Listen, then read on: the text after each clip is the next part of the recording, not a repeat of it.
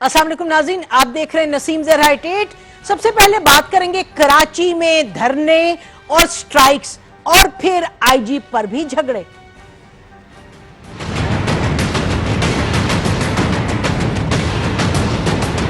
ये हमारी जिंदगियों की आखिरी सांसों तक है, नहीं चलने देंगे ये हुकूमत। Because we are not going anywhere. और फिर नाज़रीन बात करेंगे JUI के इज्तिमा में इमाम काबा।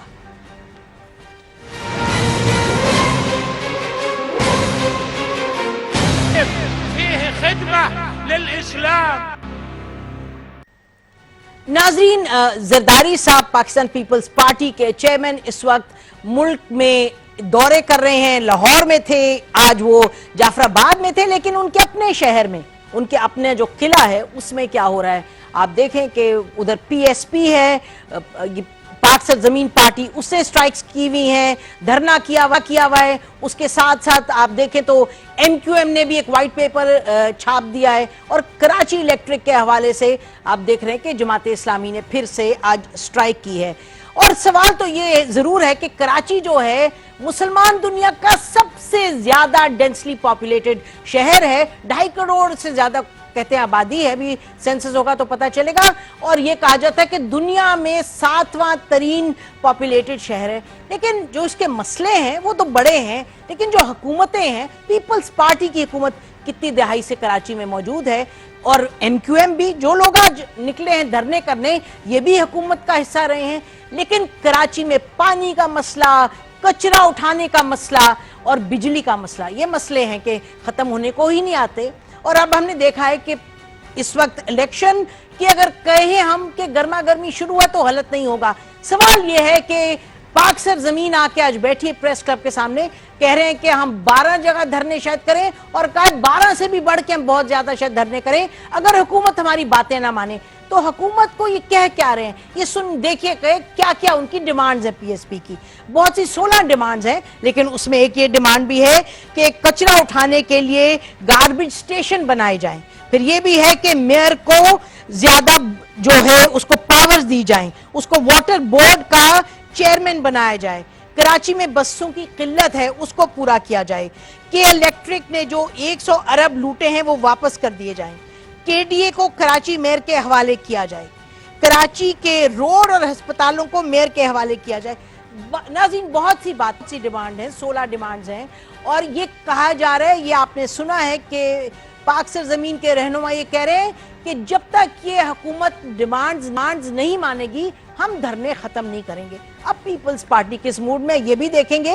लेकिन साथ साथ MQM जो है नाज़रीन, MQM ने भी एक वाइट पेपर शाया किया है, उसमें बहुत सी डिमांड्स हैं, लेकिन उन्होंने इस बात पर आ गए MQM वाले, उन्होंने कहा कि उर्दू स्पीकिंग जो कराची जो असिस्टेंट कमिश्नर हैं वो बहुत कम है। उन्होंने कहा जो DCs हैं उर्दू स्पीकिंग वो भी बहुत कम है अपनी आबादी के हवाले से।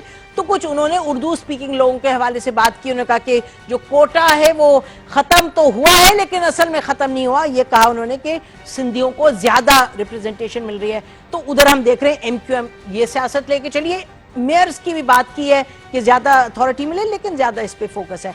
और जमात इस्लामी के हवाले से तो आपको मालूम है कि पिछले हफ्ते भी जमात इस्लामी ने कराची को थोड़ी देर के लिए बंद करने की कोशिश की थी। उस वक्त आपको मालूम है कि जमात इस्लामी के अमीर भी पकड़े गए थे, उनको हिरासत में लिया गया था, फिर छोड़ दिया गया है। आज हमने देखा एक बड़े अजब तरीके से उन्होंने प्रोटेस्ट किया, प्रेस क्लब के बाहर भैंस को लेके आए और फिर और वहां जाके उन्होंने बीन भी बजाया और कहा कि ये बात नहीं कोई सुन रहे नेपरा वाले। उन्होंने कहा कि लाखों के हिसाब से, करोड़ों के हिसाब से ओवर बिलिंग हुई है।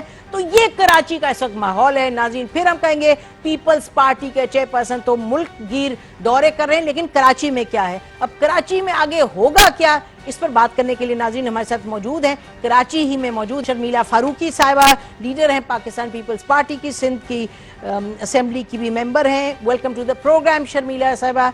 और हमें ज्वाइन किए हैं नाज़रीन डॉक्टर मिनहाजुल हुदा साहब हैं, जमात इस्लामी के लीडर हैं सिंध के, और नाज़रीन पाक सरजमीन के इफ्तिखार रंधावा साहब चेयरमैन हैं, वो भी हमारे साथ मौजूद हैं।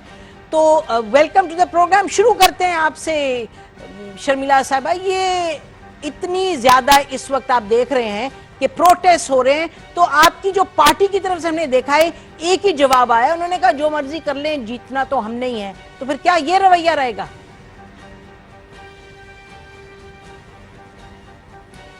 جی شکریہ نفی. اچھا جی, ہمارے ساتھ ناظرین کوئی ٹیکنیکل ذرا مسئلہ ہو گیا, لیکن ہمارے ساتھ ہدا صاحب بھی موجود ہیں, جماعت اسلامی کے سندھ کے ہیڈ بھی ہیں. جی جی جی افتخار رنداوا صاحب, آپ کے پاس آتے ہیں. آپ لوگوں نے تو بہت بڑی بات کہہ دی, آپ نے کہا کہ پاک سرزمین اٹھے گی نہیں جب تک کہ ہماری 16 مطالبات نہ مانے جائیں. آپ کو بھی معلوم ہے, ہمیں بھی معلوم ہے کہ یہ مطالبات اتنے زیادہ کچھ ماننے تو نہیں لگی پیپلز پارٹی فوری طور پہ. بالکل آپ نے صحیح کہا. یہ مطالبات جو ہیں آج تو ہم اس کے لیے بیٹھ گئے ہیں, لیکن ان مطالبات کو ہم نے تقریباً 1.5 ماہ پہلے جب 29 جنوری کو تبت سینٹر پہ جلسہ کیا تھا اور وہاں کراچی کے عوام نے لاکھوں کی تعداد میں آ کے پاک سرزمین پارٹی کو یہ مینڈیٹ دیا تھا کہ یہ جو کراچی مسائل کا گڑھ بن گیا ہے, لوگ اذیت ناک زندگی گزارنے پر مجبور ہو رہے ہیں, تو اس کا کوئی تو حل نکالنا ہوگا. تو انہوں نے اپنا مینڈیٹ جو تھا کہ ہمارے مسائل کو حل کریں, ہم آپ کے ساتھ ہیں, تو اس وقت ہی 29 جنوری کو جو ہے یہ مطالبات ہم نے حکومت کے سامنے رکھے تھے. آپ کی بات بالکل صحیح ہے, حکومت کے کان پہ جوں نہیں رینگی, نہ کسی نے کوئی رابطہ کیا, نہ کسی نے کوئی بات کی, نہ اس پر کسی مسئلے کو حل کرنے کی کوشش ہی کی گئی. تو اس کے بعد جو ہے ہم نے 1 مہینے کا ٹائم دیا تھا, 1 مہینہ بھی گزر گیا, پھر اس کے بعد جو نہیں رہیں گی, دیکھیں نا, جو نہیں رہیں گی تو پھر فائدہ کیا؟ اب آپ پھر دھرنا کر کے بیٹھ گئے. آپ کا خیال ہے کہ یہ دھرنے کی وجہ سے حکومت کی طرف سے کوئی رد عمل آئے گا؟ آپ کا خیال ہے آپ کی ڈیمانڈز سنی جائیں گی؟ ناظرین اس وقت ہم بریک لیتے ہیں, بریک کے بعد واپس آئیں گے, پھر پارٹی اور جماعت اسلامی بھی ہمارے ساتھ ہوگی, ان سے پوچھیں گے کہ ان کی کیا حکمت عملی ہے. اسٹے ود اس.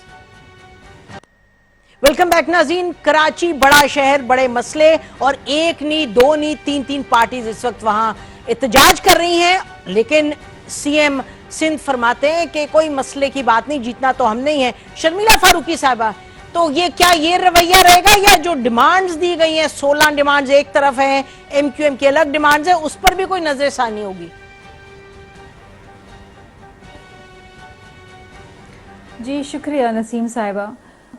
دیکھیے پہلی بات تو یہ ہے کہ یہ جو ڈیمانڈز ان کی آئی ہیں پی ایس پی کی اور ایم کیو ایم کی سامنے, اس میں سے کئی وہ چیزیں ہیں جو بارہا ہم نے ان کے ساتھ ڈسکس کری. پہلے تو یہ ایک جماعت تھی نا, ایم کیو ایم, اب بعد میں جا کے کچھ اس میں سے پی ایس پی میں چلے گئے ہیں, کچھ ایم کیو ایم پاکستان بن گئے, کچھ ایم کیو ایم لنڈن بن گئے, لیکن یہ تمام کے تمام لوگ ہمارے ساتھ بڑی اچھی کوارڈینیشن میں رہے. وی ور ان کولیشن گورنمنٹ فرام 2008 سے لے کے 2013, اور ابھی بھی 2013 کے بعد ہم دوبارہ ان کے ساتھ کولیشن میں جا رہے تھے. وہ ان کے ساتھ ایک ٹریجڈی ہو گئی کہ 90 پہ چھاپا پڑ گیا اور پھر تمام معاملات ان کے شروع ہو گئے, تو پھر وہ جی کا جانا ٹھہر گیا. لیکن اور پریکٹیکل پرپسز ان کے جو وزراء بھی کابینہ میں بیٹھتے تھے وہ بڑے پاورفل وزراء ہوتے تھے. میئر مصطفیٰ کمال تھے, اچھا جناب, اس کے بعد آپ کے ہیلتھ منسٹر ہوتے تھے ڈاکٹر صغیر احمد. مطلب یہ ان میں سے بہت ساری ایسی چیزیں ہیں جو کبھی اس وقت معاملات نہیں اٹھے. کبھی میں ان کے ساتھ کیبنٹ میں بیٹھتی تھی, کبھی کیبنٹ میں یہ بات نہیں ہوئی, کبھی اسمبلی کے اندر بات نہیں ہوئی. پھر ایک کوارڈینیشن کمیٹی تھی پیپلز پارٹی اور ایم کیو ایم کی, کہ جو معاملات کیبنٹ میں طے نہیں ہو پاتے تھے, اسمبلی میں نہیں ہو پاتے, تو پھر پریزیڈنٹ صاحب نے ایک کوارڈینیشن کمیٹی بنائی تھی کہ معاملات وہاں پر آپ آپس میں بیٹھ کے تھریش آؤٹ کر لیں. کبھی نہیں ہوا. میرا خیال ہے کہ ہو یہ رہا ہے اس وقت کہ ایم کیو ایم کے, مجھے تو اب لٹرلی دکھ ہوتا ہے, میں خود اردو اسپیکنگ ہوں لیکن میری ہمدردیاں ان کے ساتھ ہیں, لیکن مجھے اب واقعی دکھ ہوتا ہے جب ہم اسمبلی میں بیٹھتے ہیں